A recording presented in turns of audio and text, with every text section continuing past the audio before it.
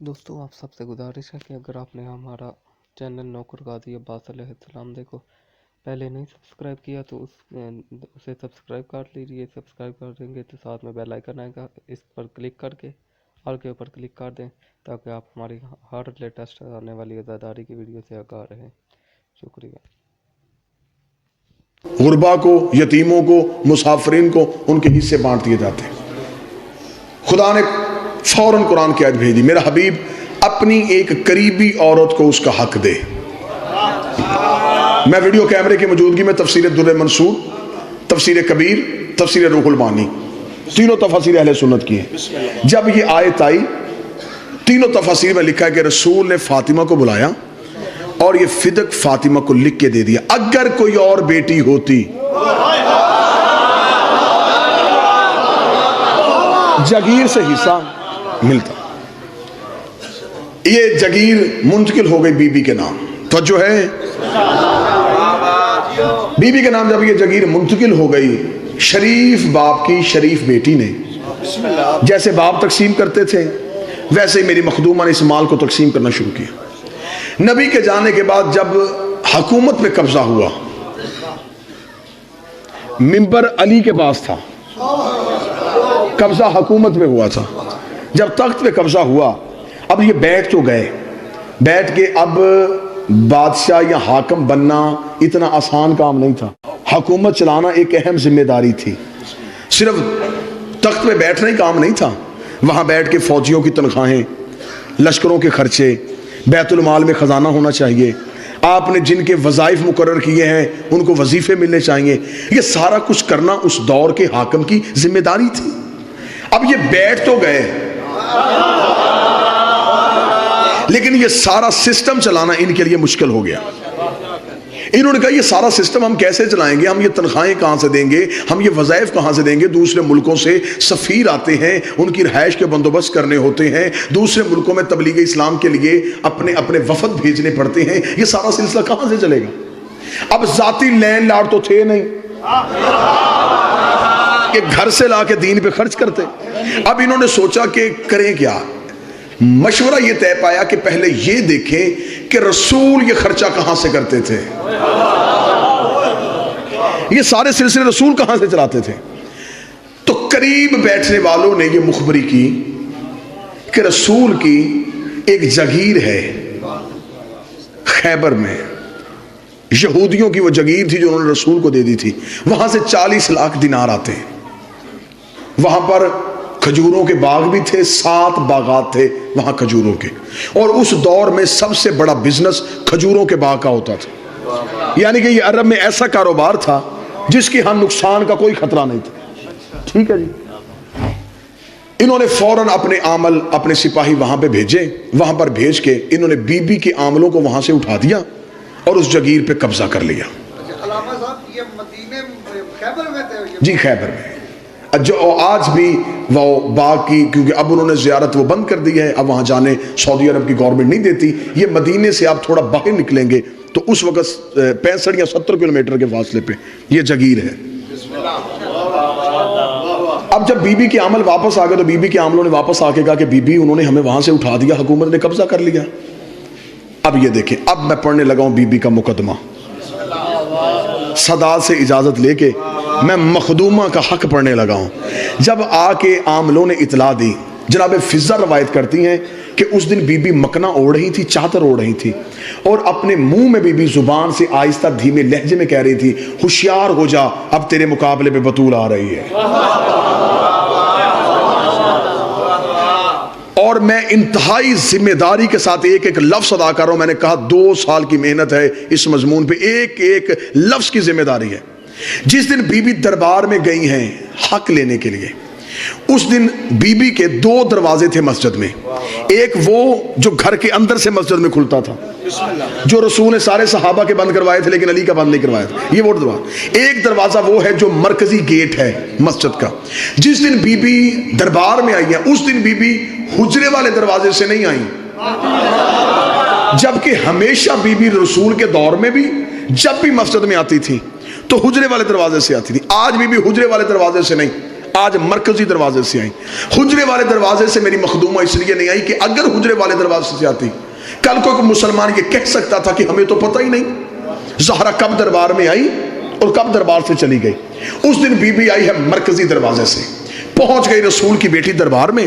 حاکم بیٹھا تھا تخت میں.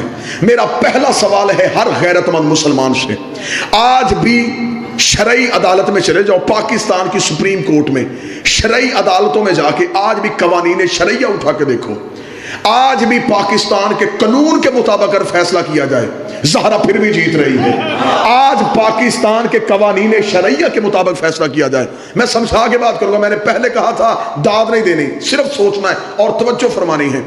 قوانین شرعی میں لکھا ہوا ہے کہ اگر کسی جگیر پہ قبضہ کرنے کے لیے مسلمان مجاہدین کا خون اور پسینہ بہے اور وہ جگیر مسلمان لے لیں, اس جگیر میں ہوتے ہیں 5 حصے, 4 ہوتے ہیں ان مجاہدین کے جنہوں نے جنگ کی, 5واں ہوتا ہے رسول کا.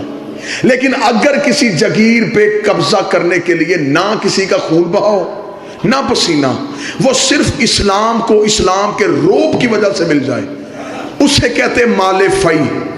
اس میں امت کا حق نہیں ہوتا, وہ صرف رسول کا حق ہوتا. اب اگر اس جگیر پہ کسی نے گھوڑا دوڑایا ہے پھر اس میں امت کا حق.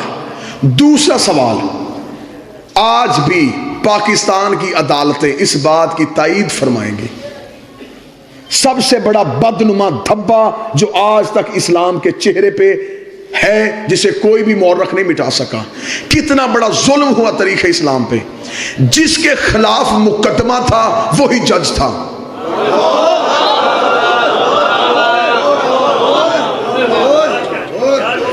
جو اس مقدمے میں فریق تھا وہی جج تھا. شریعت محمد کے مطابق حاکم وہ مقدمہ سننے کا اہل ہی نہیں تھا. شریعت کے مطابق یہ مقدمہ جانا تھا قاضی کے پاس, اس مقدمے کو قاضی نے سننا تھا. شریعت میں حاکم کے ساتھ ایک قاضی مقرر ہوتا ہے. اگر آپ اسٹیٹ کے خلاف آئیں گے, اگر آپ حکومت کے خلاف آئیں گے, وہ مقدمہ حکومت نہیں, اسلام کہتا ہے کہ وہ مقدمہ قاضی سنے گا. قاضی کا چناؤ ہے, توجہ ہے میری بات کی جانب, اس لیے اسلام میں ہے قاضی کا چناؤ. اور آج بھی پاکستان کی عدالتوں میں یہ نظام موجود ہے. آپ نے پچھلے دنوں دیکھا افتخار چودھری کے بیٹے کو عدالت میں لایا گیا, اس نے بینچ چھوڑ دیا, اس نے کہا کیونکہ میرا بیٹا مجرم ہے لہٰذا میں یہ مقدمہ سنوں گا, نہ میں سن سکتا ہوں. تاریخ اسلام میں سب سے بڑا ظلم یہ ہوا, جس کے خلاف بھی مقدمہ لے کے آئی تھی وہی منصف تھا. یہ ہے تاریخ اسلام کا ایک بدنما دھبا. آ گئی بی بی آگے دربار میں کھڑی ہوئی, مصائب نہیں فضائل سننا مخدومہ کا. جنگ جیت کے آئی ہے رسول کی بیٹی, چادر کی دھار سے دشمن کو قتل کر کے آئی. بی بی دربار میں پہنچی. بی بی نے دربار میں پہنچ کے سب سے پہلا سوال حاکم سے کیا. بی بی نے دربار میں پہنچ گئی, حاکم سے کہا کہ تو نے میری جگیر پہ قبضہ کیوں کیا. یہ مکالمہ ہے, میں نے پہلے کہا میں ویڈیو کیمرے کی موجودگی میں ہوں, میں اپنے ایک ایک حرف کو ثابت کروں گا. بی بی نے کہا تو نے میری جگیر پہ قبضہ کیوں کیا. حاکم نے فوراً بی بی کو جواب دیا کہ ہمارے پاس ایک حدیث تھی, جس حدیث کو نص بنا کے ہم نے اس جگیر پہ قبضہ کیا. بی بی نے کہا تیرے پاس کیا حدیث تھی. اس نے کہا تیرے بابے کی حدیث ہے کہ ہم گروہ انبیاء لا نورث ولا نورث, ہم نہ وارث بنتے ہیں نہ وارث بناتے ہیں. یہ انبیاء جو ہوتے ہیں نہ یہ کسی کے وارث ہوتے ہیں نہ یہ کسی کو وارث بنا کے جاتے ہیں. اس نے منبر سے حدیث پڑھی, بولی رسول کی بیٹی. اب امتی چپ رہنا, سید میرے ساتھ بولنا. جب اس نے اس حدیث کو پڑھ کے مقدمے کی سماعت شروع کی, بی بی نے خود اپنے مقدمے کی وکالت کی اور رسول کی بیٹی نے اپنے مقدمے پہلی دلیل دی. بی بی نے کہا تو نے کیا کہا ہے, میرے بابے کی حدیث ہے ہم وارث نہ بنتے ہیں نہ بناتے ہیں.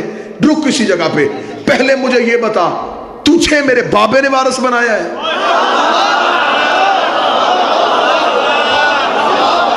پہلے تو مجھے یہ بتا کہ تو جو وارث بنا ہے کیا تجھے میرے بابے نے بنایا ہے؟ اگر تجھے میرے بابے نے نامزد کیا ہے تو پھر تو خود ہی اپنی نس سے مکر گیا. تو نے ابھی کہا ہے کہ وہ کسی کو وارث نہیں بناتے.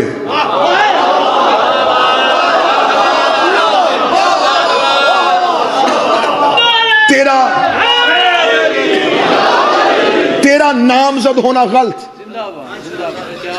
حاکم چپ ہوا. حاکم نے کہا مخدومہ بنت رسول تو اپنے مقدمے میں بحث کر. دربار میں اکیلی وکیل. مخدومہ نے کہا میں اپنے مقدمے میں بحث کرتی ہوں.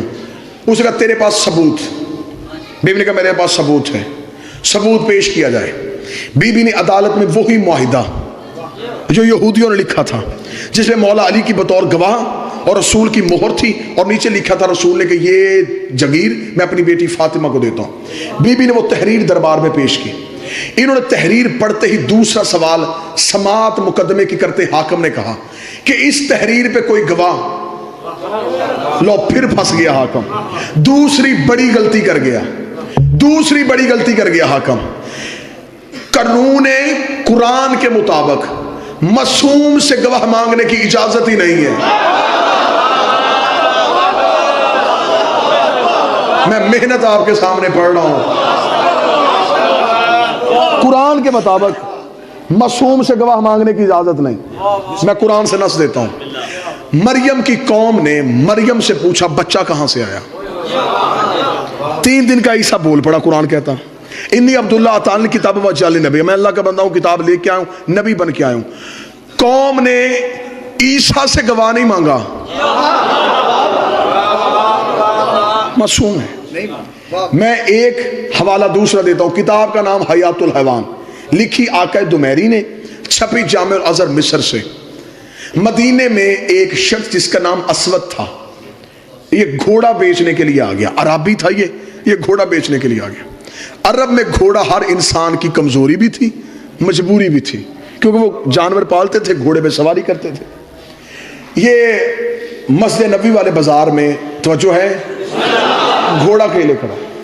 رسالت امام مسجد سے باہر نکلے. رسالت امام نے گھوڑے کو دیکھا, رکے. اسود یہ گھوڑا بیچے گا؟ بیچوں گا. دلیل آپ نے ذہن میں رکھنی ہے کہ معصوم سے گواہ مانگنے کی اجازت نہیں ہے. رسول نے کہا یہ گھوڑا بیچے گا؟ اس نے کہا جی بیچوں گا. رسول کا کیا لے گا؟ اس نے دینار بتائے. رسول نے اس کے ساتھ سودا طے کیا. طے کرنے کے بعد رسول نے کہا کہ میرے پاس اس وقت دینار نہیں, دینار پڑے ہیں میرے حجرے میں. سودا تیرا میرا طے پا گیا. وہ جو دینار حجرے میں پڑے وہ تیری ملکیت, اور یہ جو تیرے ہاتھ میں گھوڑا ہے یہ میری ملکیت. رسول کو گھوڑے کی ضرورت نہیں ہے, لیکن ایک مسئلہ حل کرنے لگے ہیں. رسول حجرے میں دینار لینے کے لیے گئے. یا چند صحابہ وہاں سے گزرے. انہوں نے وہاں پہ کھڑے اسود کو دیکھا, بھئی گھوڑا بیچنا چاہتا ہے. اس نے کہا جی آیا تو بیچنے تک بک گیا. انہوں نے گزرتے گزرتے سرسری پوچھا کس نے خریدا؟ اس نے کہا تمہارے نبی نے. نبی کا نام آنا تھا. بندے واپس آ گئے کہ ضرور اس گھوڑے میں کوئی صفت ہے, اگر اس میں کوئی عیب ہوتا محمد کبھی نہ خریدتا. اس میں کوئی صفت ہے. انہوں نے آگے کہا یہ گھوڑا تو ہمیں نہیں بیچ سکتا. اس کا نا سودا طے پا گیا. وہ دینار لینے گئے. اب وہ عربی کیونکہ نبی کا کلمہ نہیں پڑھتا تھا, انہوں نے فوراً کہا اگر ہم اس قیمت سے زیادہ دیں کیا تو ہمیں دے گا؟ اب اس نے کون سا کلمہ پڑھا تھا, اسے کون سے تجارت کے قوانین کا پتہ تھا. اس نے کہا مجھے تو پیسے سے غرض ہے. اسے پیسے لے گئے, گھوڑا ان کے حوالے کیا. یہ گھوڑا لے کے چلے گئے. وہ شخص دینار گن رہا تھا, یا رسول آ گئے. رسول نے کہا اسود میری امانت. اس نے کہا کون سی امانت؟ اس نے کہا وہ گھوڑا جو میں نے خریدا. اس نے کہا کون سا گھوڑا؟ جو ابھی تھوڑی دیر پہلے خریدا. اس نے کہا کوئی گواہ ہے؟ میں نے کہا تھا نا معصوم سے گواہ مانگنے کی اجازت نہیں. اس نے کہا گواہ ہے. رسول چپ کھڑے. رسول کا اسود دیکھ میں نے تجھ سے وہ خریدا, میرا تیرے ساتھ دینار طے پائے. اس نے کہا نا گواہ ہے تو لا. ابھی رسول چپ تھے, یا مسجد سے ایک شخص باہر نکلا. رنگ اس کا کالا تھا, اندر سے بڑا پاک تھا.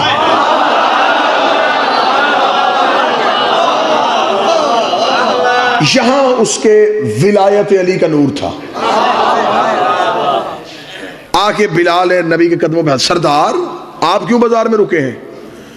بلال میں گزر رہا تھا, میں نے اس کے ساتھ اس سواری کا سودا کیا, میں دینار لینے گیا, اسے کسی اور کے ہاتھ بھیج دی. جب اتنا جملہ کہا بلال نے کہا کیوں, تو نے ایسا کیوں کیا؟ اس نے کہا تیرے نبی کے پاس گواہ کوئی نہیں, کوئی گواہ نہیں ہے کہ میں نے اس کے ساتھ سودا کیا. بلال نے ایک لمحہ سوچے بغیر کہا میں گواہی دیتا ہوں. اب بھلوال والو داد نہ دینا، دعا دینا تو تمہارا حق بنتا ہے. جب بلال نے کہا میں گواہی دیتا ہوں کہ گھوڑا میرے نبی نے خریدا ہے، اسود نے دیکھ کے کہا عبداللہ کا بیٹا میں نے تیرے کلمہ نہیں پڑھا، تیری عدالت کے میں نے قصے سنے ہیں، تیری صداقت کے میں نے منظر سنے ہیں، مجھے پتا ہے تو بات سچی کرتا ہے، فیصلہ حق پہ کرتا ہے. مجھے بول کے بتا جب تیرا اور میرا سودا ہو رہا تھا یہ تیرا حبشی غلام تو تھا ہی نہیں، اس نے گواہی کیسے دے دی؟ رسول نے اپنا چہرہ بلال کی طرف کہا بلال یہ بات تو سچ ہے، جب میرا اس کے ساتھ سودا ہوا تو تھا ہی نہیں، تو نے کیسے گواہی دی؟ بلال نے دونوں ہاتھ نبی کے قدموں پہ رکھے کہا تو نے کہا اللہ ہے میں نے دیکھا، تو نے کہا اللہ ہے میں نے دیکھا، تو نے کہا جنت ہے میں نے دیکھی، تیرے کہنے پہ نہ دیکھا اللہ مان لیا. یہ بھی تو نے کہا ہے کہ گھوڑا خریدا ہے، پھر تو نے خریدا. یہ ہے معصوم سے گواہ مانگنے کی اجازت نہیں. دربار میں معصومہ سے گواہ مانگا گیا، سننا مقدمہ، فضائل سننا میری سائن کے، میری آقا زادی کی فضیلت سننا. انہوں نے گواہ مانگا، بی بی نے گواہیاں دیں. بی بی نے کہا میرا بڑا بیٹا حسن میرا گواہ، میرا چھوٹا بیٹا حسین میرا گواہ، میرا شوہر علی میرا گواہ، اور میرے باپ کی کنیز ام ایمن میری گواہ. یہ 4 گواہیاں ہیں جو بی بی نے اپنے مقدمے میں دی ہیں. حاکم نے تھوڑی دیر مشیروں سے مشورہ کیا، بنت رسول کھڑی فیصلے کا انتظار کر رہی تھی. یہ دربار سے فیصلہ آ گیا. فیصلہ یہ آیا کہ ہم آپ کے مقدمے کو خارج کر رہے ہیں اس بنا پہ کہ آپ کا نصاب شہادت پورا نہیں. بی بی نے کہا میرا نصاب شہادت کیوں نہیں پورا؟ انہوں نے کہا اس لیے کہ آپ نے جو 4 گواہیاں دی ہیں ان میں پہلی گواہی ہے آپ کے شوہر علی کی. علی بحیثیت شوہر اس جگیر میں حصے دار ہے، لہٰذا یہ مالک ہے، اس کی گواہی نہیں. حسن حسین ہے بیٹے ہونے کی وجہ سے ان کا بھی اس جگیر میں حصہ ہے، لہٰذا ان کی گواہی بھی نہیں. چوتھی بچ گئی ایک گواہ ام ایمن. اور تیرے بابا کی حدیث ہے کہ اگر مرد ایک ہو عورتیں 2 ہونی چاہیے، اس کے ساتھ دوسری عورت نہیں، لہٰذا نصاب شہادت مکمل نہ ہونے کی وجہ سے ہم تیرے مقدمے کو خارج کرتے ہیں. زندگی قربان کرو بی بی تیری عزت میں. بی بی نے مقدمہ واپس لے لیا، گواہیاں نہیں بدلی. بحث سننا میری آقا زادی کے مقدمے کی پوری ذمہ داری کے ساتھ. بی بی نے مقدمہ واپس لیا، گواہیاں نہیں بدلی. جبکہ بی بی کے پاس گواہ تھے. بی بی جناب سلمان کو کھڑا کر سکتی تھی، حضرت ابو ذر کو پیش کر سکتی تھی، جناب کمبر، عمار، مقداد، عورتوں میں بی بی فضہ، اسما، ام الفضل، یہ سب موجود تھے. آقا زادی نے گواہیاں نہیں بدلی، مقدمہ واپس لے لیا. مقدمہ کیوں واپس لیا؟ جنگ سننا رسول کی بیٹی کی برقعے کے اندر کیسے لڑی ہے. اب شریعت کا مسئلہ ہے، جو کسی مومن کو جھوٹا کہے، مثلا کوئی بندہ کسی سچے مومن کو جھوٹ کی تہمت لگا دے، شریعت کہتی ہے یہ بن گیا ہے فاسق. اس نے مومن کو جھوٹا کہا ہے. اب فاسق کی سزا کیا ہے؟ شریعت سے پوچھو. فاسق کی سزا یہ ہے کہ فاسق نماز پڑھا نہیں سکتا، پڑھ سکتا ہے. فاسق چاند کی شہادت نہیں دے سکتا. فاسق نکاح میں بطور گواہ نہیں بیٹھ سکتا. فاسق طلاق میں بطور گواہ نہیں بیٹھ سکتا. فاسق کسی بھی شرعی عدالت کا قاضی نہیں ہو سکتا. یہ ہے فاسق کی سزائیں.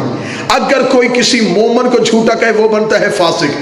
قرآن ممبر پہ لے آؤ، میں زہرا کی وکالت گھڑے میں منہ دے کے نہیں، لاؤڈ سپیکر پہ کر رہا ہوں، یہاں جان تلی پہ رکھ کے اور اس سانس پہ لعنت کرتا ہوں جس سانس میں 14 کی وکالت نہ ہو. جو کسی مومن کو جھوٹا کہے وہ فاسق بنتا ہے. اور جو معاذ اللہ ثم معاذ اللہ قرآن کو جھوٹا کہے شریعت کے مطابق وہ فاسق نہیں، وہ بنتا ہے کافر. اور کافر کی سزا یہ ہے، کافر نہ پڑھ سکتا ہے نہ پڑھا سکتا ہے. فاسق کی سزا یہ ہے پڑھ سکتا ہے، کافر کچھ بھی نہیں کر سکتا.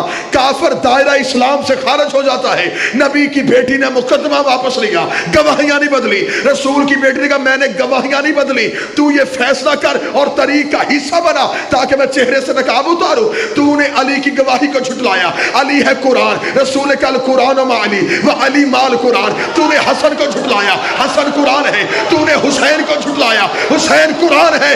بی بی نے کہا میں تجھے دربار میں فاسق نہیں کرنے آئی، کافر کرنے.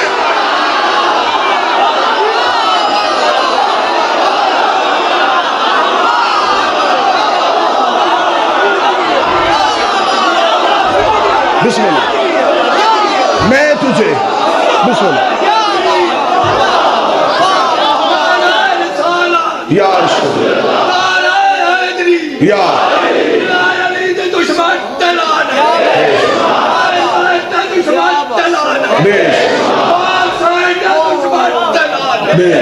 بسم اللہ. میں تجھے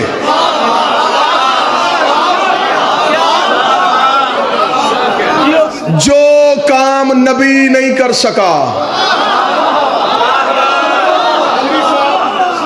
زندگی ہوئے 1000 سال، اس جملے واہ واہ کرتے رہے 1000 سال. پاک سید آپ کو زندگی عطا فرمائے. مخدومہ نے اصل چہرہ بے نقاب کیا. سننا مقدمہ سننا میری آقا دادی کا.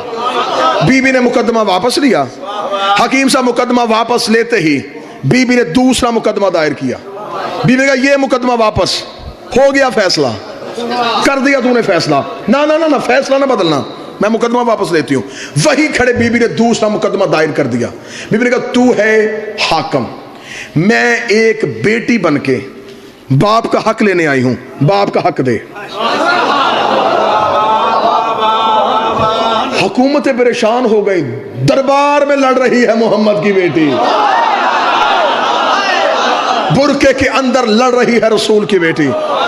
رسول کی بیٹی نے کہا حق دے. اس نے کہا توجہ، اس نے کہا حق میں نے تجھے کہا نہیں، میرے پاس حدیث ہے. چند قدم چلی، آگے چل کے کھڑی ہوئی. بی بی نے کہا اب بول، کیا کہا تو نے؟ اس نے کہا میرے پاس حدیث ہے. بی بی نے کہا حدیث سنا. اس نے کہا تیرے بابا نے کہا تھا ہم گروہ انبیاء نہ وارث بنتے ہیں نہ وارث بناتے ہیں. مخدومہ چادر کے اندر سے بولی. بی بی نے کہا تو نے حدیث پڑھی ہے؟ میں قرآن کی آیت پڑھتی ہوں، میں قرآن پڑھتی ہوں. کون سی آیت؟ بی بی نے کہا بسم اللہ الرحمن الرحیم وَلِكُلْ جَعَلْنَا مَوَالِيَ تَرَكَ الْوَالِدَيْنَ وَالْأَقْرَبُونَ. جو کچھ ماں باپ چھوڑ کے جائیں اس میں رشتہ داروں اولاد کا حصہ ہوتا ہے. اس سے کہا میرے پاس حدیث ہے. بی بی نے کہا میں دوسری آیت پڑھ دیتی ہوں وَلِلرِّجَالِ نَصِيبٌ مِّمَّا تَرَكَ الْوَالِدَيْنَ وَالْأَقْرَبُونَ. جو کچھ ماں باپ چھوڑ کے جائیں اس کا بیٹے کا حصہ ہوتا ہے. اس سے کہا میرے پاس حدیث ہے. بی بی نے کہا میں تیسری آیت پڑھ دیتی ہوں وَلِلنِّسَاءِ نَصِيبٌ مِّمَّا تَرَكَ الْوَالِدَيْنُ وَالْأَقْرَبُونَ. جو کچھ ماں باپ چھوڑ کے جائے اس میں عورت کا حق ہوتا ہے. اس سے کہا میرے پاس حدیث ہے. بی بی نے کہا میں چوتھی آیت پڑھ دیتے ہوں وَوَرَثَ سُلَيْمَانَ دَاوُودَ. ہم نے نبی کو نبی کا وارث بنایا. اس نے کہا میرے پاس حدیث ہے. بی بی نے کہا میں پانچویں آیت پڑھ دیتی ہوں قُلْ أَسْأَلُكُمْ أَجْرًا إِلَّا الْمَوَدَّةَ فِي الْقُرْبَى.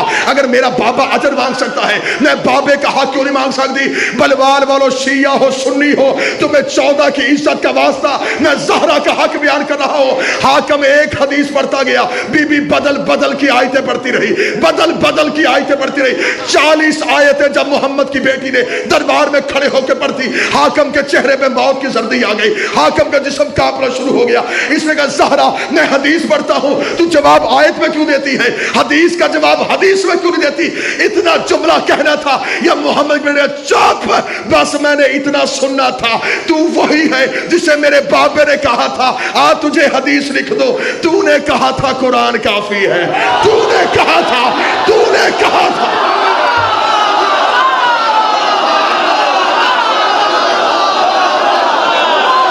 تو نے کہا تھا.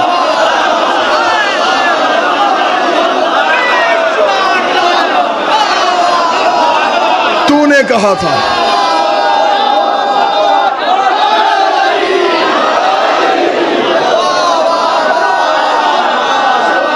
تجھے میرے بابے نے کہا تھا.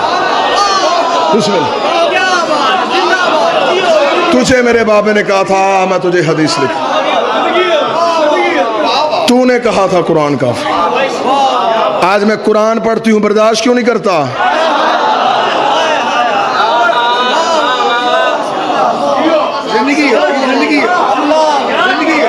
سن اب قرآن.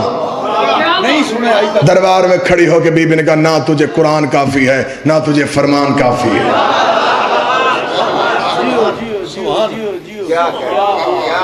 ہار کے نہیں جیت کے آئی ہے. मनवा के आई है। जो काम जंग में नहीं हो सकता था, मुनाफिक के चेहरे से पर्दे हटा के आई है। जिंदगी उसे देनी है जिससे ली थी। हर चीज पे समझौता कर लेना, ये मेरे बदे हाथ है, कल का एक दिन रह गया है, फिर जिंदगी आने दे या ना आने दे, ये मेरे बदे हाथ है। ज़हरा के दुश्मन पे कभी समझौता ना करना। मौला फरमाते हैं जो हमारी दादी के दुश्मन पे सोच के लानत करता है, हम 14 उस पे लानत करते हैं।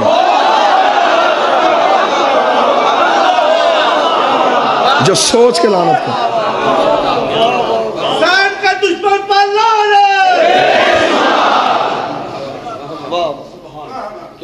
आज भी जो बंदा नया शिया हो, सर पे कुरान रख के पूछो, वो खैबर पढ़ के शिया नहीं हुआ, वो खंदक पढ़ के शिया नहीं होता। उसे शिया करता है रसूल की बेटी का। 13 मासूमों की मेहनत एक तरफ, अकेली ज़हरा का दरबार जाना एक तरफ। जो भी बंदा शिया होना चाहे उसे मनवाता है सिर्फ हक़ ज़हरा। मैंने अक्सर नए शिया हुए बंदों से पूछा क्यों शिया हुए, वो कहते शिया कर गया हमें रसूल की बेटी का हक। आज भी सच और झूठ की पहचान ही हक़ ज़हरा से होती है। क़िबला मुबल्लिग़ आज़म मौला इस्माइल कहा करते थे, शियो अपने बच्चों को 2 चीजें रटा दो, एक गदीर और एक फिदक। ये रटा दो अपने बच्चों को, घर घर में मनाजर पैदा हो जाएगा अगर ये चीजें अपने बच्चों को याद करवा दो।